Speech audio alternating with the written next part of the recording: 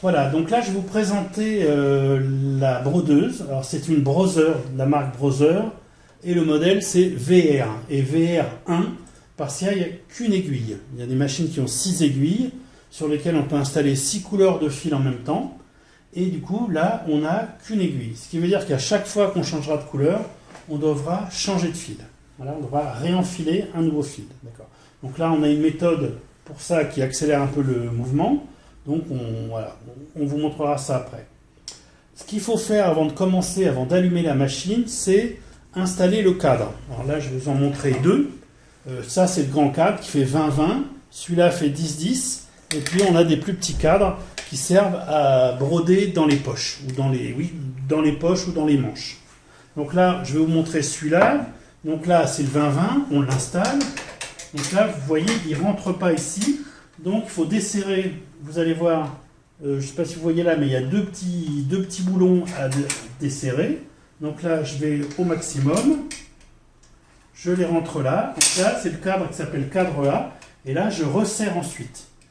L'avantage, une fois que j'ai installé mon cadre, je n'ai toujours pas allumé la machine. Une fois que j'ai allumé mon cadre, j'allume la machine. Et là, automatiquement, la machine va faire une sorte de scan de son positionnement. Et là, la machine, et donc, elle est bien positionnée par rapport pile au milieu de ce cadre-là. Si jamais je veux changer de cadre, c'est pas celui que je veux mettre, je soulève ça, j'enlève le cadre et je vais en mettre un autre. Alors vous avez bien compris que celui-là, du coup, ça va pas aller. Donc je desserre le premier petit boulon, le deuxième. Alors, il y a des encoches comme pour mettre un tournevis, mais surtout, ne mettez pas de tournevis dedans. Ça sert gentiment à la main. Ne forcez pas, parce que la machine, ça ne va pas lui plaire. Alors là, je desserre un petit peu. Voilà, c'est bon. Je resserre. C'était mal enfilé dans l'écran, là. Voilà, donc là, j'ai serré convenablement, on va dire. Et là, du coup, vous voyez que l'aiguille n'est pas au milieu de mon cadre. Donc, je vais rééteindre et réallumer. Comme ça, elle va redémarrer normalement. Et puis, on sera bien positionné ici. Alors là, il y a toujours cet écran qui arrive. Et là, maintenant, on va chercher le centre du cadre. Donc là, ça marchera comme ça, avec la totalité des cadres qu'on a, y compris les cadres à poche. Voilà. Pour le cadre à poche, on a un support qui est là. On a un support qui est là, qui est standard pour tous les cadres à poche. Et les différents cadres à poche viennent se clipser dans cette pièce-là. Alors, la machine, si je reprends une description de l'ensemble, maintenant que j'ai installé un cadre pour que vous voyez à quoi ça ressemble, elle peut fonctionner avec une tablette sur laquelle il y a des tas de motifs, des tas de polices de caractères. Donc dans le cours, vous allez voir, c'est bien détaillé. On pourrait aussi amener une clé USB avec des broderies qui ont été préparées sur un logiciel. On pourrait aussi se connecter directement sur un ordinateur et travailler en mode connecté, on va dire, et pas simplement avec une clé USB. Là, on a les différents boutons. Bon, ça, on va y venir. Et puis, en dessous, alors vous voyez peut-être pas le dessous de la machine, mais il y a un châssis, et on range en fait les bobines, les bobines, tous les éléments dont on a besoin. Voilà, donc là, on a fait le tour.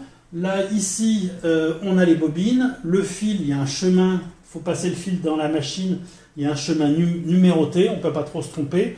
On a un exemple un peu plus tard dans les vidéos où c'est indiqué. Et puis, voilà, on a ça. Ensuite, la tablette, elle est inclinable. Elle est munie d'un petit stylet qui permet d'être plus précis dans l'utilisation de la tablette. Voilà, c'est relativement simple, on a fait le tour. Après, il y a des systèmes de réglage pour tendre le fil. Et voilà, donc après, c'est à l'usage. Donc, ce qui est bien, c'est quand vous faites un modèle, c'est de faire un modèle de test avec le tissu que vous avez. Donc là, on a un tissu un petit peu fin.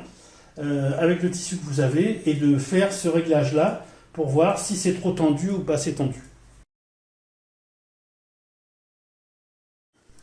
Sur la brodeuse, comme sur toutes les machines à coudre, on a deux fils.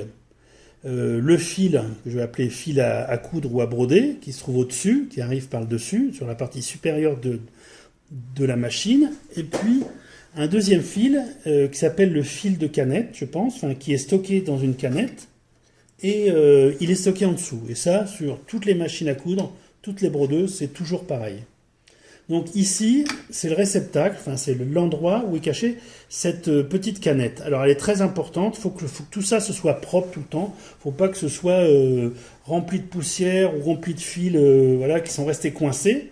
Donc à chaque fois que vous démarrez un job, un travail, vous vérifiez que tout ça c'est propre. Alors, il y a un petit levier ici, donc la canette elle est stockée dans un petit boîtier. Donc il y a un petit levier où vous le sortez délicatement, comme ça, et vous avez une petite bobine derrière. Alors nous, au Fab Lab de Champagnole, on achète ces petits fils de canette, mais on a un dispositif sur le côté de la machine qui permet de les faire soi-même. Bon, là, c'est des petites canettes en carton à usage unique. Donc là, de temps en temps, là, je ne sais pas si vous voyez, mais la canette est presque à moitié vide. Donc si vous attaquez un job un petit peu long, si jamais ce fil n'est pas assez long, s'arrête, eh bien le job va s'arrêter. La machine va bien détecter qu'il n'y a plus de fil. Voilà. Donc en fait, ce qu'il faut faire, c'est remplacer ce fil de canette. Alors, pour réinstaller la canette dans son logement, je m'assure que je regarde l'arrière du support à canette et je regarde que la bobine se déroule dans le sens des aiguilles d'une montre. D'accord ? Je fais ça. Si je tire sur le fil, il se déroule bien dans le sens des aiguilles d'une montre, c'est-à-dire comme ça. Là, je vais chercher une petite fente ici que vous voyez. Je remonte le long de la petite lame et je vais chercher le trou qui est là. Donc là, on a fait ce parcours-là. Et là maintenant, donc là, si je tire, je suis toujours dans le sens des aiguilles d'une montre. Je vais la remettre en position. Le petit levier sur la droite. Et par contre, ce qu'il faut que je fasse, c'est que le fil qui sort de la canette ne doit pas dépasser 5 cm.